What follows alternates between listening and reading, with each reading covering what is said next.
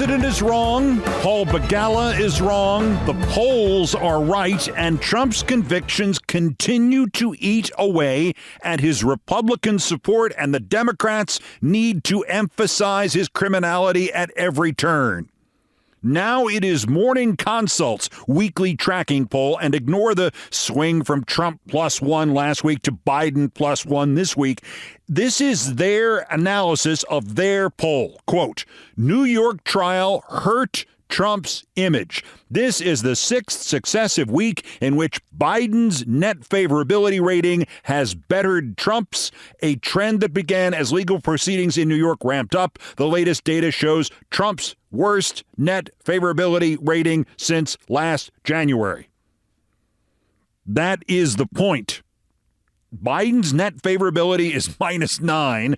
Trump's is now -12. He is further underwater. In the land of the bland, the one-digit disapproval guy is king. The day before the Morning Consult poll was the CBS YouGov poll, and Trump was ahead 50-49, but Biden is ahead in battleground states 50-49. To their eternal discredit, YouGov and CBS gives you none of the raw data in the battleground states, nor anything on a state-by-state basis, only saying we oversampled in them in Arizona, Georgia, Michigan, Nevada, North Carolina, Pennsylvania, and Wisconsin. That's like looking outside your window and saying there's some weather out there.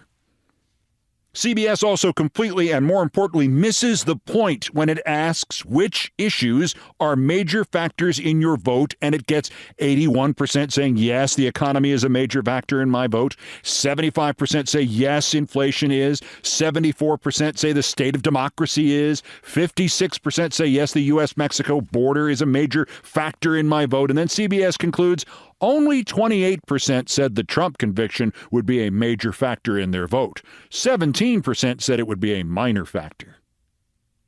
Wait, 28%?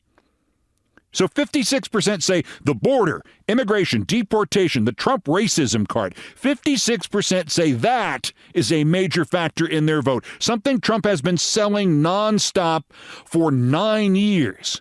But half that many say his conviction, which is still just 12 days old, is also a major factor? In 12 days, Trump's conviction in the hush money election interference trial has become half as important as immigration and the border. And that is being dismissed in the write-up as being a minor factor. It is, in fact, astonishingly large, astonishingly fast. And that's not even considering the minor voters. 28% say it's a major factor. 17% say it's a minor factor. Nearly half of voters say his convictions are a factor in their vote. CBS also noted in passing that the convictions seem to be improving Biden's position with Democrats. Of course it is. It is animating them. That's the other point. We see the same thing in a different YouGov poll for Yahoo News, which has Biden up 46-44. And by the way, that's his first lead in that poll since October. And again, more importantly, let me quote the write-up. Trump's conviction in the hush money case may have even made some otherwise skeptical Democrats and independents more inclined to believe that Trump is guilty of other crimes. The number of Americans who now think Trump, quote, conspired to overturn the results of a presidential election, for instance, has grown from 45% to 50% since January, which includes a 79% to 88% uptick among Democrats, plus a 45% to 50% uptick among independents. And belief that Trump is guilty of taking highly classified documents from the White House and obstructing efforts to retrieve them has increased from 48% to 52% over the same period, with similar gains among Democrats and independents. Hallelujah! The point is being made for us. That Yahoo poll also shows voters want to know how those trials will turn out before the election. And, although this will not happen, if Trump were to be convicted of another serious crime before the election, Biden's lead would widen to 46-40, And that, of course, is why his concierge judge, Eileen Cannon, and the political Supreme Court have worked so hard to prevent any other verdicts before the election. And Yahoo also asked, and this is more important, and I give them all the credit in the world, which is more important to you, Joe Biden's age or Donald Trump's conviction? The result? The Trump conviction is more important to 43%. The Biden age is more important to 38%. And nobody knows how to read the polls. And so, with the most encouraging polling numbers for Biden and, more importantly, against Trump, showing an awareness of Trump's criminality, the most encouraging polling numbers this year, and hard and fast polling evidence that the convictions are hurting Trump, well, for polling, meaning the mud is slightly clearer than the usual mud. What is the Biden campaign doing with these, the most encouraging polling numbers this year? Off camera, the president is telling people at fundraisers that Trump is a convicted felon and that having a convicted felon seeking the presidency is disturbing. And on camera, in an interview with ABC News, he wouldn't say it. What do you think the American people should make of this? How important do you think this conviction should be in this race for president? That's for the public to decide. But one thing for certain is stop undermining the rule of law. No, wrong answer. No, Mr. President. That's for the public to decide? This is not an American Idol vote. This isn't Coke versus Pepsi. This isn't the time to stay above the fray. This is democracy or dictatorship. This is life or death. And most people voting don't know that. And you are the president of the United States, and you have to make the case to them. You don't have to sink to Trump's brain-damaged rhetorical level. That's for me to do. But to say that's for the public to decide? Help them decide. Tell them the truth. Because, Mr. President, when you hesitate like that, all the other Democrats think they are supposed to hesitate. Paul freaking Begala goes on CNN and says, quote, the Democrats have to make this about your life, not Donald Trump's. I mean, it's always, I was politically raised by Bill Clinton, and he would always say, elections are about the voters' lives, not ours. And Democrats need to take this to that message of, we're here for you. I'm not very interested in Mr. Trump's personal problems. I'm interested in the lives and families of the American people. Bullshit. Bullshit, Paul Begala.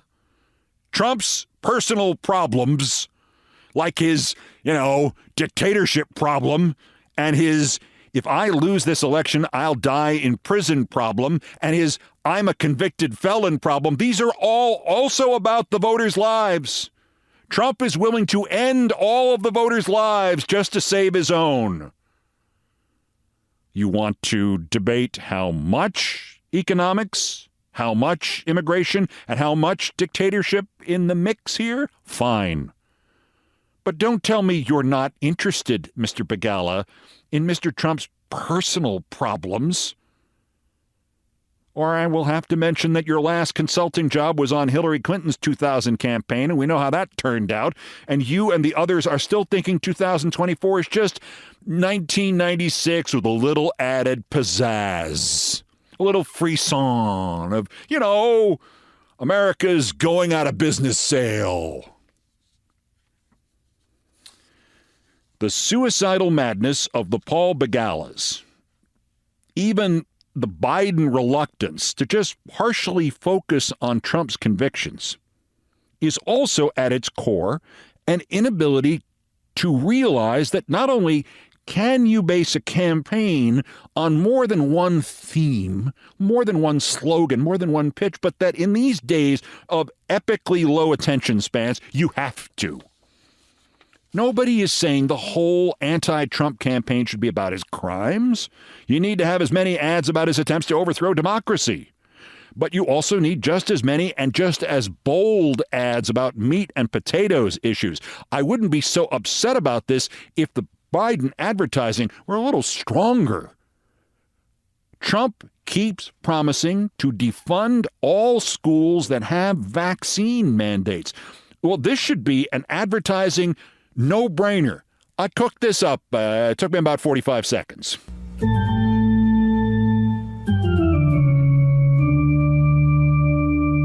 Convicted felon Donald Trump wants to keep your children from getting vaccines. All vaccines. He says, I will not give 1 penny to any school that has a vaccine mandate. No vaccines, says Donald Trump. No measles vaccine. No tetanus vaccine. No polio vaccine. Just 60 years ago, 6,000 American children died from polio because there was no vaccine. Convicted felon Donald Trump wants to keep your children from getting the polio vaccine. Donald Trump wants to kill your children.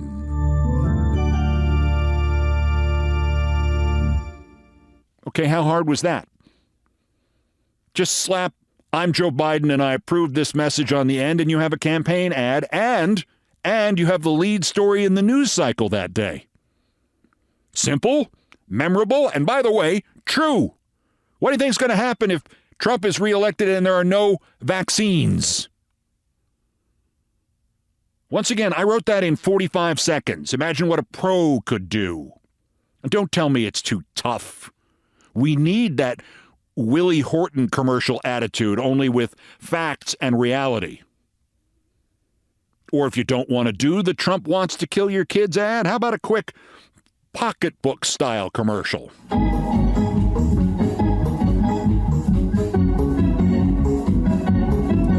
Convicted felon Donald Trump wants to deport millions of people.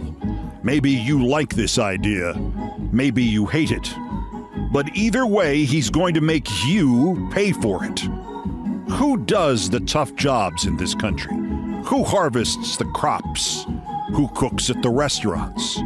Who delivers things to your home? What happens when Trump has deported all the people who do all the tough jobs? Companies will have to spend twice as much to get people to do those jobs. Guess who will pay for that? You will. Guess what happens then? Inflation. Donald Trump wants more inflation.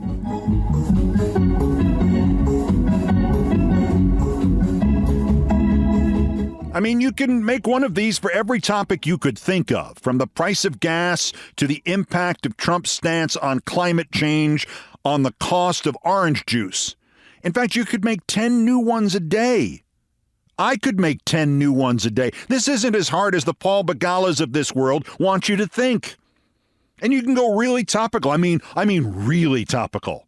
I ask you only for this one visualization for me. Visualize lots of shots of the Appeal to Heaven flag and the upside down American flags and lots of shots of guys in robes.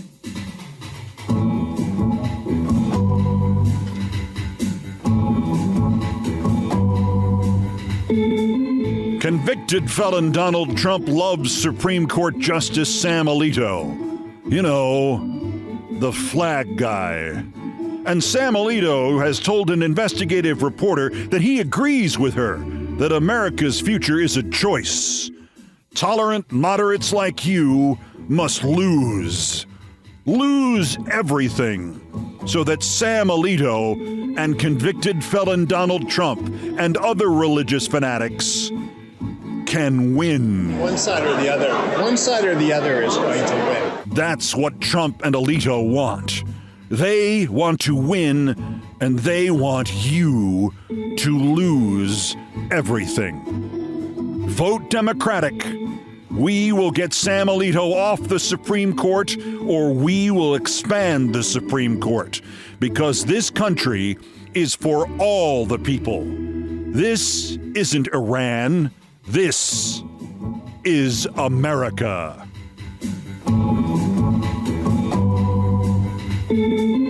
I mean, imagine how much fun that one will be. Putting on the tag, "I'm Joe Biden and I approve this message because this isn't Iran." If that clip of Alito there surprised you, read the Rolling Stone piece about my friend, the investigative journalist Lauren Windsor and Sam Alito. And once again, we survive thanks to the stupidity of the people who would kill us. This is the second time Lauren has gotten Sam Alito to disqualify himself on tape. She did it last year, too. She just massages the egos of these self-indulgent psychos long enough, and the next thing you know, they're going all Illuminati on her. It's easy to blame the media, but I do blame them because they do nothing but criticize us. And so they have really eroded trust in the court. I don't know. I really don't know. I mean, ordinary people, ordinary isn't the right word. American citizens in general need to work on this, to try to heal this polarization, because it's very dangerous. The polarization to end, I think that it's a matter of winning. I think you're probably right. I mean, one side or the other is going to win. I don't know.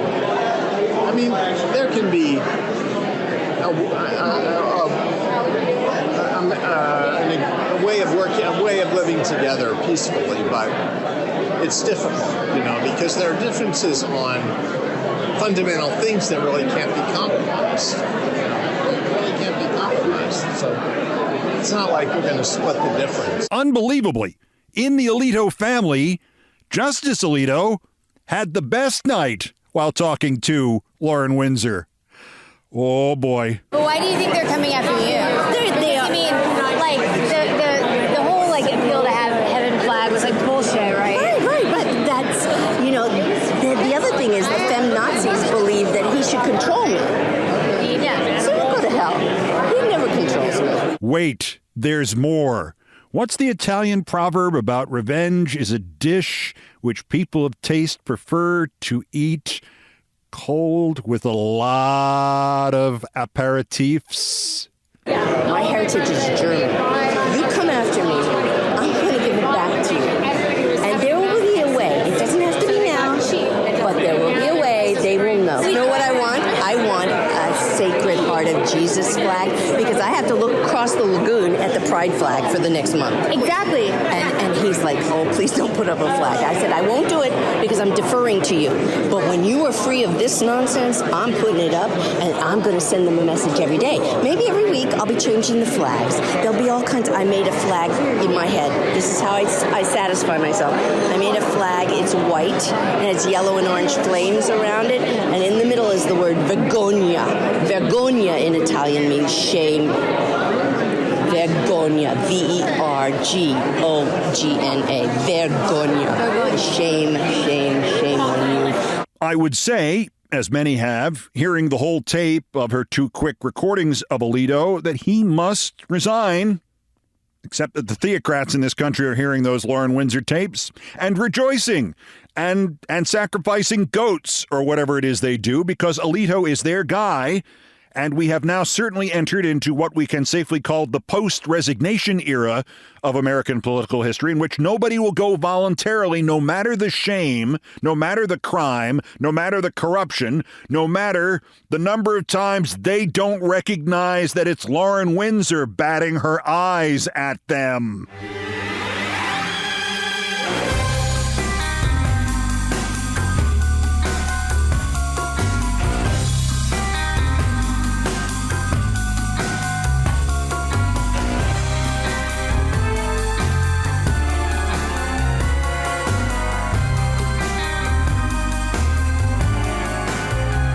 Trump had his first meeting with his probation officer yesterday. Inhale for a second. Think about the reality that a presidential candidate having a meeting with his probation officer via Zoom has happened, and it was not only not covered live on all news networks in the world, especially considering they really had nothing else to talk about. But I didn't even lead this podcast with it.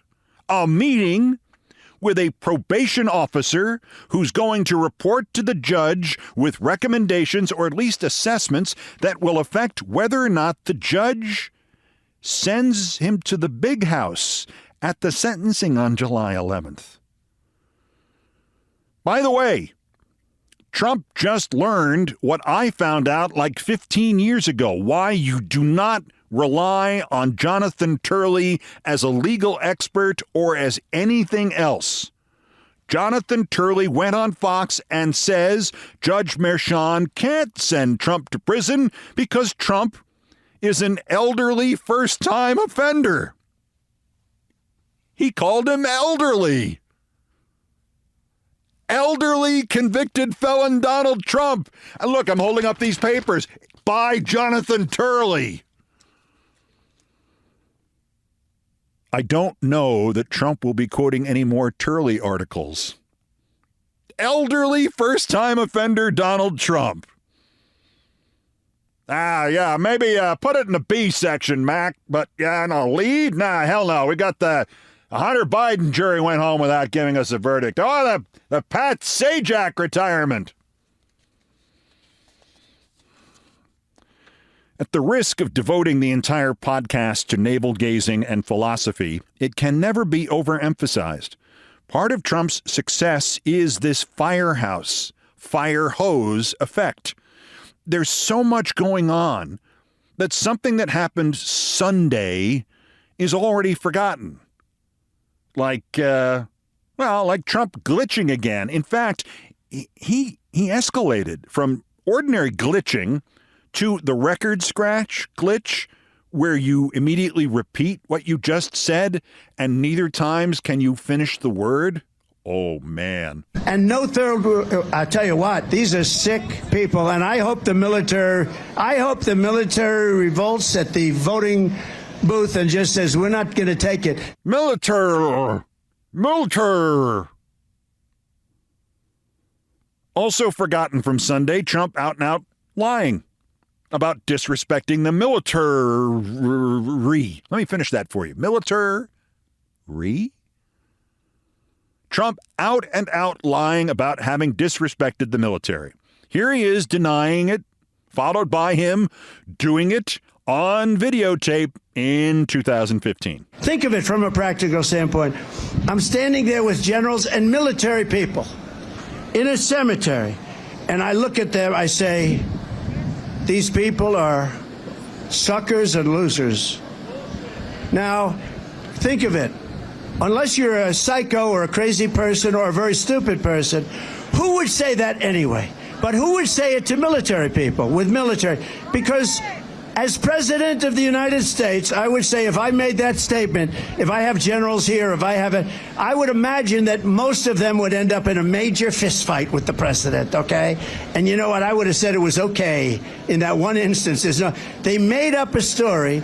They just, out of thin air, just like a lot of the fake stories are made up by these people, because they're among the most dishonest people in the country, the fake news. They're dishonest people. But Frank, let me get to it. He hit me. He's not a war hero. He's a war hero. He's a war hero. 5.5 years. He's a war hero because he was captured. I like people that weren't captured, okay? I hate to tell you. Do you agree with that? Yeah, he'd never say something bad about the military except something bad about John McCain, and except about what General Kelly said he said, which he then lied about. I wonder if that came up in the remote meeting with his freaking probation officer, or maybe the freaking probation officer said, hey, is Jonathan Turley right? Are you an elderly first-time offender?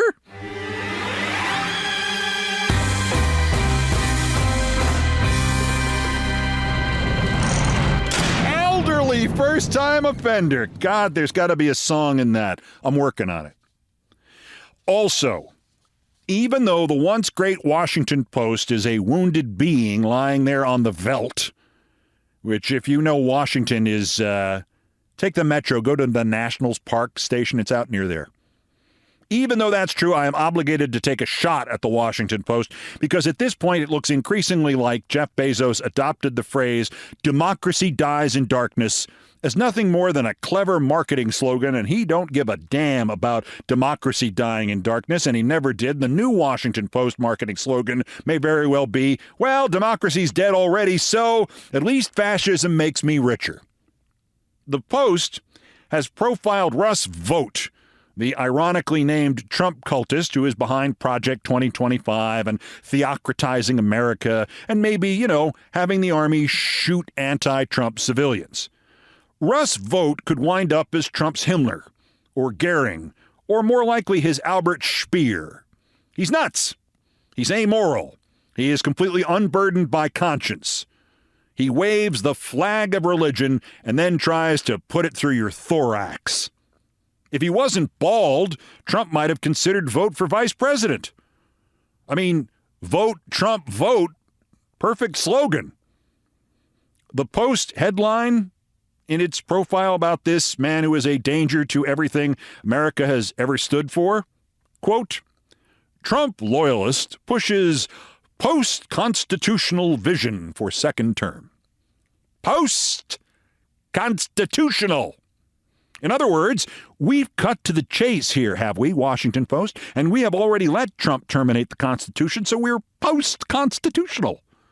And we're already moving into shaping the dictatorship. And instead of a headline like, this man wants to end your freedom and make you a slave, the Post goes with Trump loyalist pushes post-constitutional vision for second term, which makes me think of an article somewhere about your body decomposing after your death. And the headline, Trump loyalist pushes post-life weight loss plan. Why has American journalism descended to the next of Dante's circles of hell so quickly? You know about the British sleaze journalist the Washington Post brought in.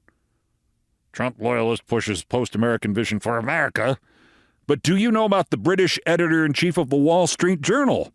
The one who must have greenlighted that hit piece last week on the president's age, the one that only quoted Republicans and deliberately edited out all comments from Democrats? Daniel Lippman of Politico has a story about her. Her name is Emma Tucker. And the story sounds like it was written by Mel Brooks, that he cut it out of the producers. Mr. Lippman writes that at the Wall Street Journal party before the 2023 White House Correspondents' Dinner, Ms. Tucker, in conversation with a Journal staffer and an unidentified second person, said, and I'm quoting Politico here, that she hadn't realized that there were two houses of Congress.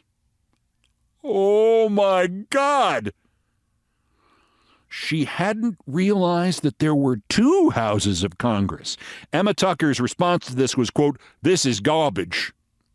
Well, that's one description of it. I'd prefer to go with Mel Brooks and the producers, like I mentioned. The scene where he has the dilettante Broadway producer Roger Debris, played by Christopher Hewitt, read the script and say, I never knew that the Third Reich meant Germany. I mean, it's just drenched with historical goodies like that.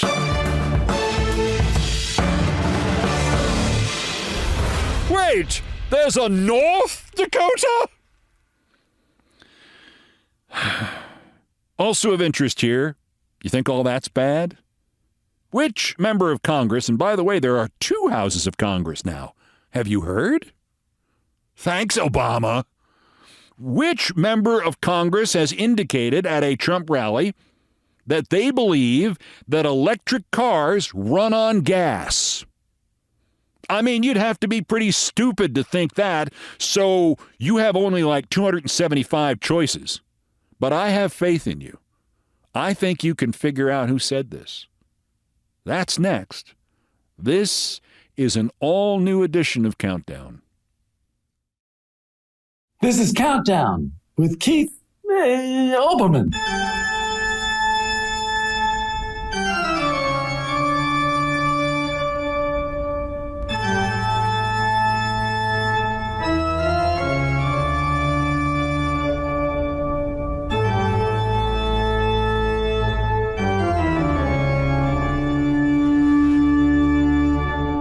Ahead of us on this all-new edition of Countdown, I am breaking format. One of those things has happened in sports that makes my hair catch fire, then turn white, then fall out, then grow back, then turn black, then turn white again. And I want to comment on it at length, and you may or may not be interested in that, so I'm going to put it last. So no things I promised not to tell today. Instead, I will give you my response to a survey of active baseball players by the website The Athletic, in which the active players absolutely trashed the old-timers. And by old-timers, they mean anybody who played before 2010. And apart from proving that nobody thinks as highly of today's baseball players as do today's baseball players, somebody grabbed what is, for me personally, the third rail. Somebody said, in talking about batters versus pitchers, "You think Babe Ruth ever saw a slider?" Because they were too arrogant to Google it first and find out that the slider was in use in baseball when Babe Ruth was 9 years old. And that invokes the story of the active pitcher who a few years ago claimed he would strike out Babe Ruth every time he faced him. And by the way, his earned run average at this moment is 5.79. Coming up. But first, as ever, there are still more new idiots to talk about who are not in baseball. The daily roundup of the miscreants, morons, and Dunning-Kruger effect specimens who constitute today's non-baseball worst persons in the world. And yes, if baseball cares, and I know it doesn't, baseball's losing me. The bronze, worse, Governor Kathy Hochul, alleged Democrat of New York. Hochul has abruptly, and it sure looks like she's done it illegally, frozen the introduction of congestion pricing in New York City at the end of the month. This is where they charge you for going downtown. It's worked in cities around the world. It's increased traffic flow, increased the use of mass transit, decreased pollution, and she stopped it. Just her, after it passed. She's being sued. She may be primaried. There may be a push forming to remove her. Happily for her opponents, Kathy Hochul is just not bright.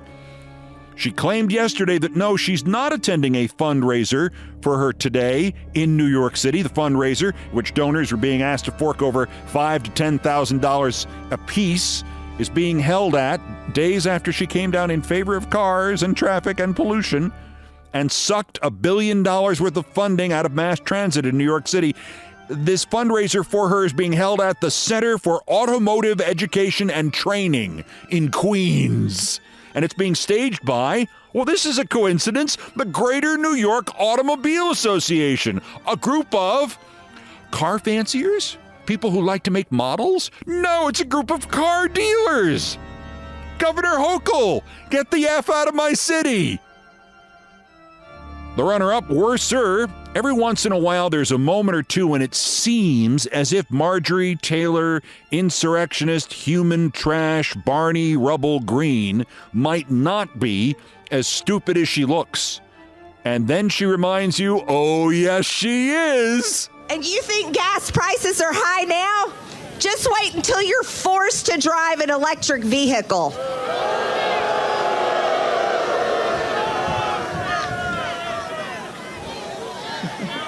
Exactly. See, what sells there, what makes that is the exactly where she congratulates herself on her brilliance.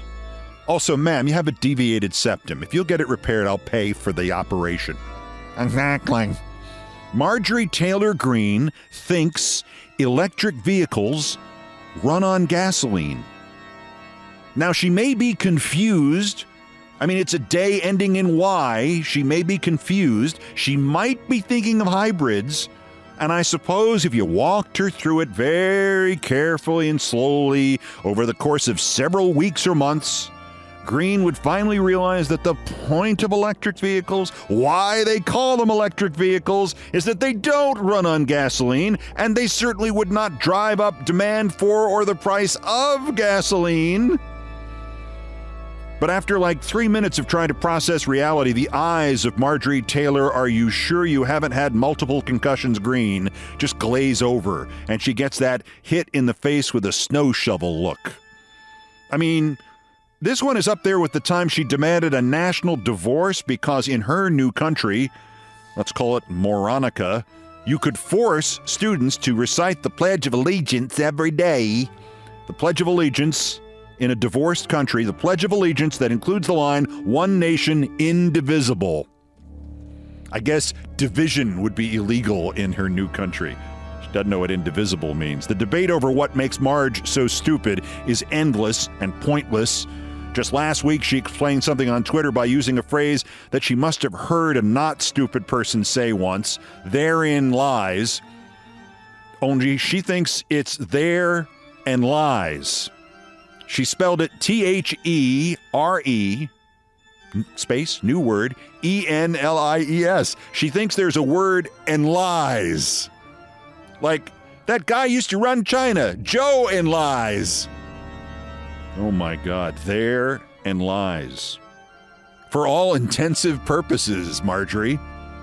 Previously, Midge has warned us that Bill Gates intends to force us to eat artificial meat grown in a, quote, peach tree dish. It's 2 years now since her video in which she insisted that Joe Biden would soon be unleashing his secret police against America, you know, the gazpacho. Maybe it's brain damage. Maybe it's an IQ matching Tom Brady's uniform number or Babe Ruth's uniform number. Maybe it's opioids. Maybe it's steroids. Maybe it's hemorrhoids. Maybe it's inbreeding. But I am going to play this part of this clip again and then offer you a really low-odds explanation that truly would tie it all neatly together. You think gas prices are high now? Just wait until you're forced to drive an electric vehicle. So here's my theory. What is my theory? It's my theory.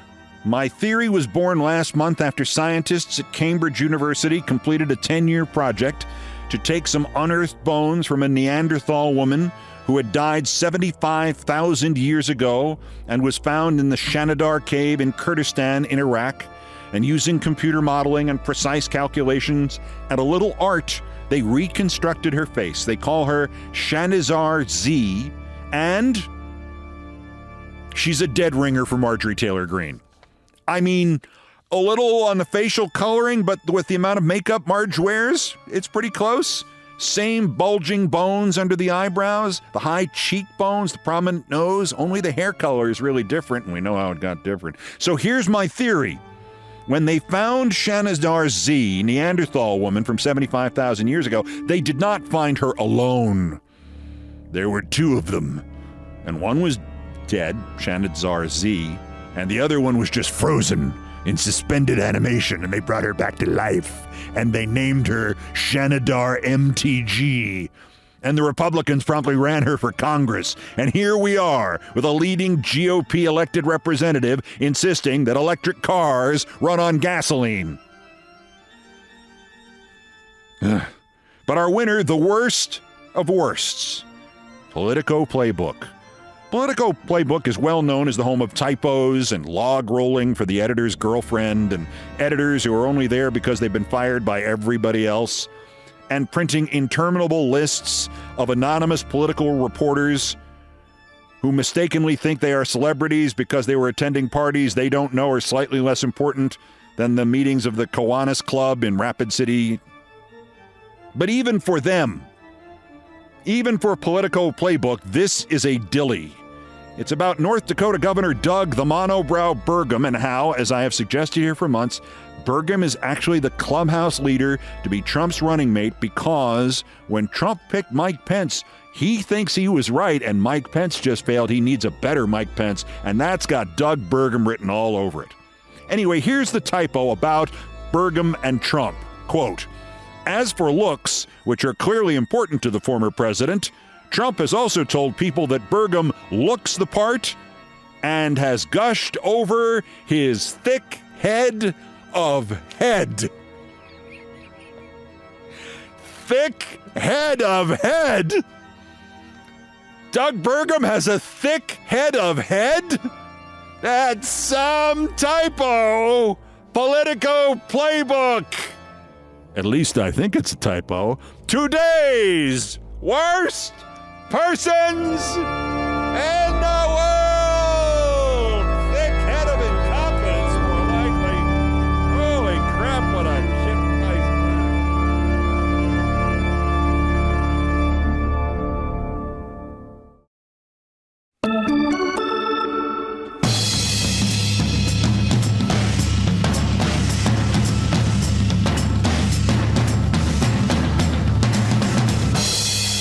This is Sports Center. Wait, check that. Not anymore. This is Countdown with Keith Olbermann. And as I said, I'm screwing with the format today because something really pissed me off from sports, and I'm going to need a little time to talk about it, and you may or may not care. So our number one story on the countdown is Sports Center Central Tonight. Do you think Babe Ruth ever saw a slider? ?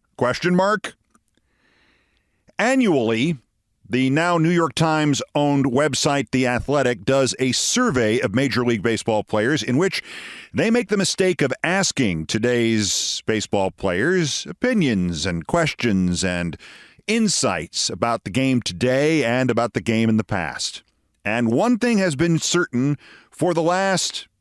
Well, I've been a baseball fan since 1967, so since 1967 is that today's baseball players know almost nothing about the past.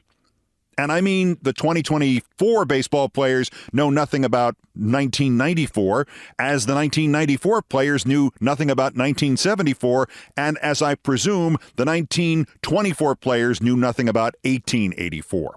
They just think they live in a vacuum. Every generation. I had a conversation not long ago with a baseball play-by-play man, and I asked him, actually I posited to him, that it seemed to me that there were only 2 or 3 guys, maybe 4, on every team that could actually play baseball. That the rest of them were hitters or pitchers who really didn't know what they were supposed to do strategically at a given moment, whether they should swing on a certain count or not, what base they should throw to, where they should go to in a rundown play, that they didn't know the essence of baseball as it used to be taught. And he went, there's not that many. It's probably 1 or 2.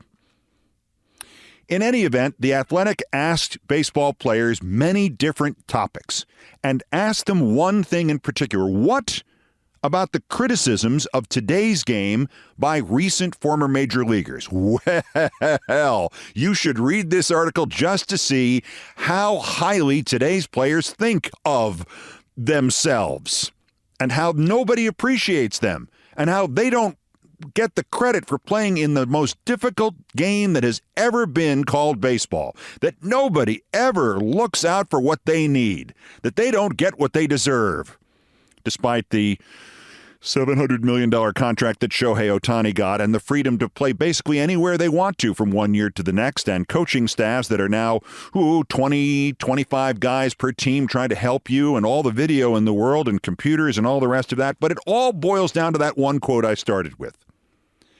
Essentially, the comments from about 75 players or so who were willing to criticize baseball as it used to be. And they're not talking about 1967. They're talking about 2010. Baseball players, these 75 or so, all had the basic same argument. No player from the past could exist in today's game, or almost no player from the past. And this is one thing that has changed appreciably. Players in the past used to think of themselves as the culmination of a series of evolutions, that the game had gotten greater and therefore they had gotten greater and their physicality had gotten greater, et cetera, et cetera. It's not like that. Reading this article, it's all about how today's baseball players would, if they put together an all-star team against yesterday's great players, they'd come to bat once and they would never, ever end the game because today's baseball players would never make an out because they're perfect. This is what they have been taught. And we can talk about what this means in terms of society and entitlement and reading your own newspaper clippings and all the rest of that, but I'll spare that. I'm just saying that the article will make you enraged. And unfortunately, it's not just baseball. Every sport except probably the National Hockey League. The players pretty much think that the guys before them were idiots who just happened to stumble around and set all these records and win all these championships. But there was one quote in there about how difficult it is to face pitching today. And the quote was, "Do you think Babe Ruth ever saw a slider?" And the answer is, you're goddamn right he saw a slider. The slider was put into use by the great Philadelphia Athletics Hall of Fame pitcher Charles Bender, Native American from Minnesota, who debuted, I believe, in the year 1903. It was later perfected in the 20s by another pitcher named George Blayholder. But the slider, that pitch with that motion, was well known in Major League Baseball long before Babe Ruth came to the major leagues in 1914. And any time that you hear somebody invoke Babe Ruth and dismiss him, well, he only played against white pitching. Well, he also only played against like 100 different pitchers. Nominally, he was facing one of the 200 best baseball pitchers of all time. And yes, maybe that number was limited, and half of what should have been the 200 best baseball pitchers of his time were segregated out of the game. So let's say he should have faced one of the top 400 pitchers every day when he played in Major League Baseball. Well, today it's like 1,000 pitchers are active at any one point. Any hitter goes to the plate facing one of the 1,000, or let's be conservative, just the healthy ones, maybe the best 600 active pitchers in the game as opposed to the 400 or the 200 or the 100 that Babe Ruth faced. But I'm getting very, very far into the weeds and the woods here. This is much simpler than I'm making it out to be. Every time somebody invokes Babe Ruth, as happened yesterday in The Athletic, I flash back to December of 2018 when Adam Ottavino, who is a relief pitcher who has experienced moderate success in the major leagues for many years and is now with the team that is the home of moderate success, the New York Mets. Adam Ottavino told a podcast that if he faced Babe Ruth, he would strike him out every time. Babe Ruth would not make contact against him. He would strike him out every time. This, I think, still to this day summarizes the attitude of the modern player about the past in baseball. And it's also moronic. Adam Ottavino is a smart guy, well respected among his teammates, pleasant with the media, and could not be more wrong about this because he has not considered anything other than what he knows of baseball, and he has projected himself back into its history and said, look how much bigger and stronger I am. Therefore, I would strike him out every time. I throw pitches he's never seen before. I cannot stop, and since December of 2018, I have not stopped thinking about this hypothetical, theoretical, transcendent, somewhere in outer space without time matchup between Adam Ottavino and Babe Ruth, or whoever it was, the anonymous player who was quoted in The Athletic yesterday saying, "Do you think Babe Ruth ever saw a slider?" Yeah, probably once every game. Obviously, the matchup could never happen. Babe Ruth died in 1948. He retired from baseball in 1935. He was born in 1894, meaning if he came back somehow from the dead and played today, he'd be 130 years old. I don't think he could get around on Adam Ottavino's slider. I don't think he could get around on my slider. But let's make this increasingly fair. The point of what Adam Ottavino said was, I suppose, at Ottavino's prime and at Babe Ruth's prime, Ottavino thinks he would strike him out every time. So in theory, you'd have to have this matchup somewhere. You couldn't just pluck these two guys out of their existences and put them in a timeless white space in which the best Adam Ottavino, with all of his advantages, would face the best Babe Ruth with only the advantages of his lifetime. Of course, that would happen the way he thinks it would. He would strike him out every time, at least the first few times until Ruth tried to adjust to him.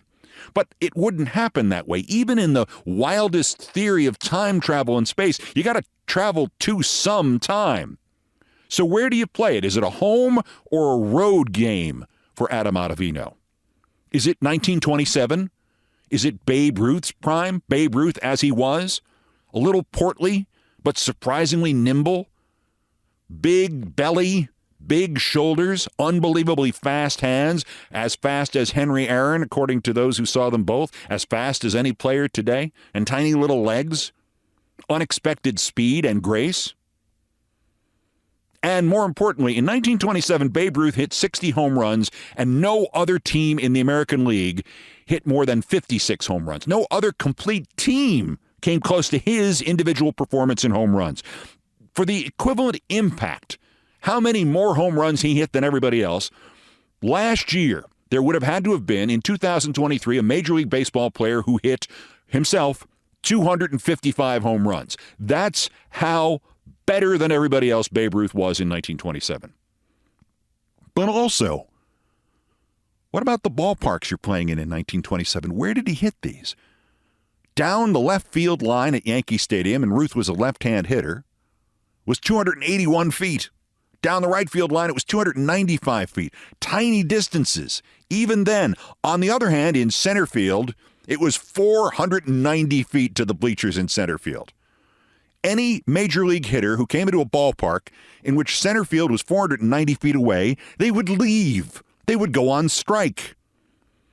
Center fields now are not 490 feet, but closer to 409 feet. And we're not even going to talk about the power alleys and everything else. The ballparks of 1927 were gigantic, except if you pulled the ball right to the foul pole.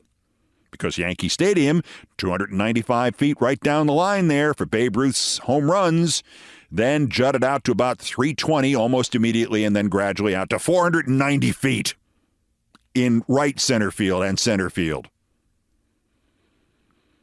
The other thing about hitting in 1927, you did not get a new, fresh, clean, easy-to-see baseball every pitch. Sometimes a game could be played with less than 20 baseballs in it. And yes, it's true, as Adam Ottavino pointed out, Babe Ruth did not see any of today's exotic pitchers and their exotic movements and the pitches that they threw. No, he just saw spitballs, shine balls, emery balls, balls that had gouges taken out of them by ball players' rings, balls that had been in use for several innings and were lopsided, balls that were not stitched properly to begin with and came apart when you hit them. The other thing that I always think about that modern players don't think about is Babe Ruth saw each pitcher live, and that was it. Today's batters can study every pitch the opposing pitcher, every opposing pitcher has ever thrown. As recently as the 1980s and 90s, Tony Gwynn, my late friend of the San Diego Padres, used to get looked at funny by his teammates because he was studying videotape of the pitchers. What good does that do? How does that help you? Guess what? They didn't have videotape of all the other pitchers in 1927. They didn't have still pictures of most of the pitchers in action in 1927. You couldn't tell what another pitcher threw. You had a reputation. You had your own memory, maybe.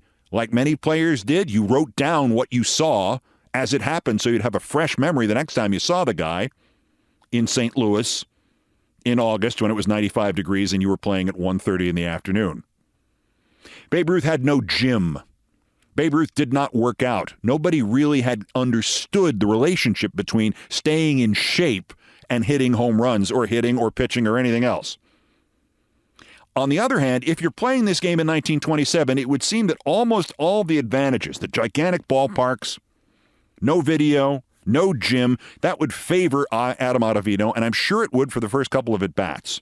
But here's something else. If you transported any Major League ball player of 2024 back to the year 1927, he would feel like Robinson Crusoe washed up on the desert island. He has no assistance of any kind. A Major League Baseball team consisted of 23, 24, or 25 players, the manager, and, if you were lucky, 2 coaches, both of whom were there basically to go drinking with the manager after the game. I researched this when I was a kid. The first book I ever published in 1974, when I was 15 years old, was about the Major League coaches. It was a list of Major League coaches, and it was the greatest shock of my life to that point. In 1927, there were 16 teams, and the 16 teams had 28 coaches among them. 5 of these guys were either former pitchers or catchers. There were 5 pitching coaches. So Adam Ottavino, if you go back to face Babe Ruth in 1927, you are on your own. You don't have video of him either. Also, there are no night games. Now, to some pitchers, night games and day games make no difference whatsoever, but the point is there are no night games.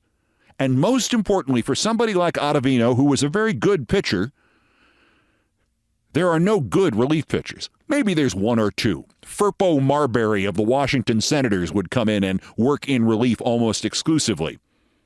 But there really weren't relief pitchers. If you were a good pitcher, you had to start, and you had to start every fourth day. So Adam Ottavino is not pitching an inning or two in which he would face Babe Ruth once or twice maybe over the course of one game, and might face him again a few weeks later, so that when he faced him 7 times in one season, yes, maybe he would strike him out 7 times. There was a pitcher named Hub Pruitt who managed to strike out Babe Ruth repeatedly and got almost nobody else out. That was his whole reputation, the man who got Ruth out.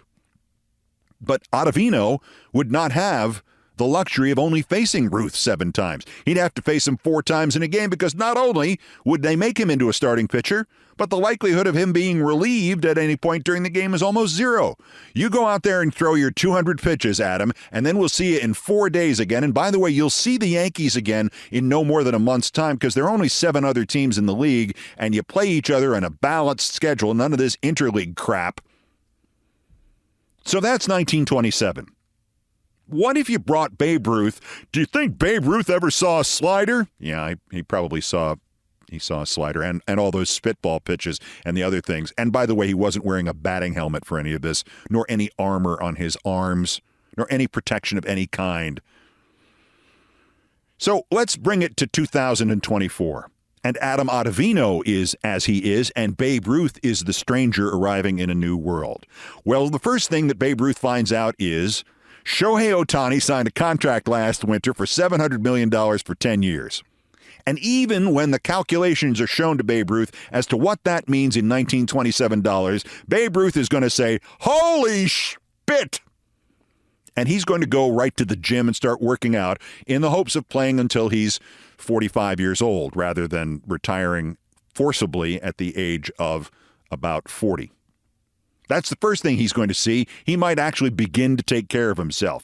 And if he doesn't think of that himself, he has 6 hitting coaches and 12 assistant hitting coaches and all the videotape he could ever want to look at Adam Ottavino. And if he can't really perceive what videotape is, there's, of course, a videotape coach to show it to him. And then he goes to the ballpark and says, "Where's the rest of it?" Tiny ballparks. Center field at Yankee Stadium is not 490 feet. Center field in some ballparks is pushing 399, not quite 400 feet. Babe Ruth averaged at the peak 10-year stretch of his career 10 triples a year. In smaller ballparks, just slightly smaller ballparks by 1927 standards, he would have hit 70 home runs in 1927, not 60. Now, suddenly, center field, to which players regularly hit home runs, is available to him. The only home runs hit to center field before about 1950 were inside the park home runs. Babe Ruth could now take an Adam Ottavino pitch, a slider or something else, and put it over the freaking center field fence in any ballpark in the major leagues. Remember what I mentioned earlier? That the equivalent of what Ruth did compared to the rest of the league in 1927 would require somebody to hit 255 home runs this year? He might do it. Also, in terms of longevity, in addition to all of the athletic facilities available to him to get in shape and stay in shape, there are trainers, multiple trainers. There are workout rooms. There are doctors. There are team doctors. They didn't have team doctors in 1927. They didn't have padded fences in 1927. They didn't have the designated hitter in 1927, where Ruth, if he was tired or hungover, or had spent the last 3 days without sleeping because he was chasing girls, could be the designated hitter and not have to worry about playing the outfield. Or, though, if he played the outfield, those fences had padding on them today, and they did not in 1927. So if he ran into the outfield fence, as he did on many occasions, there are pictures of him laid out cold on the ground with all his teammates standing around waiting for him to come to. That would never happen. And as I mentioned before, again, what are you facing today as the average hitter going to the plate in the average Major League game against random pitcher number 532? Because baseball is nearly twice as big as it was in 1927, there are automatically going to be twice as many pitchers, plus their longevity and their ability to get through a season is half of what it was at best compared to 1927. There are literally at any point in the game 600 or so active pitchers rotating around from team to team sometimes and from the majors to the minor leagues. So you are facing any one of 600 different pitchers, whereas Babe Ruth went through his career facing really just the American League pitchers, maybe just one of the best 100 pitchers in the world, and now one of the best 600 pitchers in the world. The average pitcher he's going to face today is not as good as the average pitcher he would have faced in 1927. So here's the gist of it. I think, having watched this game and the other games all this time and flashing back to a conversation I had on ESPN2 in October 1993 with my co-host Susie Kalber about Wayne Gretzky and Gordie Howe, and she looking at me and going, well, of course Wayne Gretzky's better. He's of today. All of today's athletes are better than they were in 1953. And now Wayne Gretzky is dismissed because he's not as big as the ones who play in 2024. Every generation does this. Well, they're much better today. I don't know that that's true. You'd really have to have Babe Ruth face Adam Ottavino to see whether or not Adam Ottavino would strike him out or Babe Ruth would hit a home run 785 feet off Adam Ottavino. That is the point of playing the game. That is the one thing that does not change. And the idea that today's players dismiss their predecessors, it occurs to me in the baseball documentary by Ken Burns, there is a player quoted about how they don't play it as good as they used to in his day. His quotes are from about 1870, and he's talking about baseball in 1855. The gist of this is that as in any generation, some sort of theoretical, magical conflict between Adam Ottavino and Babe Ruth on a field somewhere in the sky would depend on who was better prepared, who had better access to training, better access to information, better access to nutrition, better access to coaching, better access to video of the opponent. Those are 95% of the improvements from one generation to the next. And whatever is next in baseball or any other sport, when in 20 years from now, people look back and go, well, yeah, but he was hitting off people like Adam Ottavino. And, Pete Alonso was considered a great player. Shohei Ohtani was the only two-way player. Remember those dead days in baseball in 2024? That's the one guarantee going forward, that somebody else sitting in some other podcast will have these exact same complaints about Adam Ottavino VII, or whoever the player was who was quoted in The Athletic as saying, do you think Babe Ruth ever saw a slider? And someday somebody will say the equivalent of this in some future search engine world. Did you think about Googling that before you asked that question?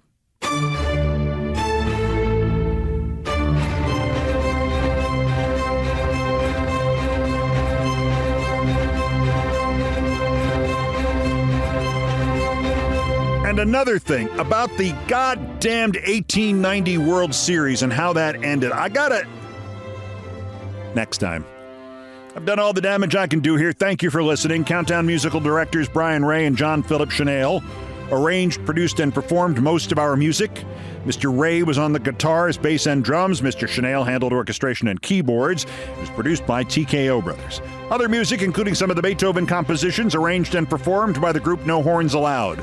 The sports music is the Olbermann theme from ESPN2, written by Mitch Warren Davis, courtesy of ESPN Inc.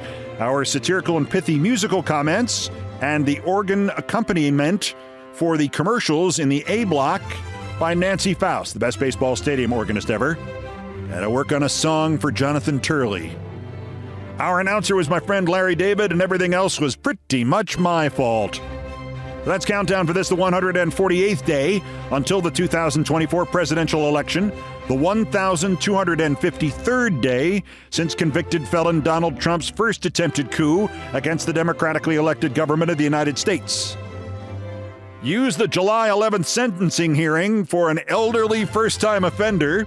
Use the mental health system. Use presidential immunity if it happens to stop him from doing it again while we still can. The next scheduled countdown is tomorrow. Bulletins as the news warrants. Till then, I'm Keith Olbermann. Good morning, good afternoon, good night, and good luck.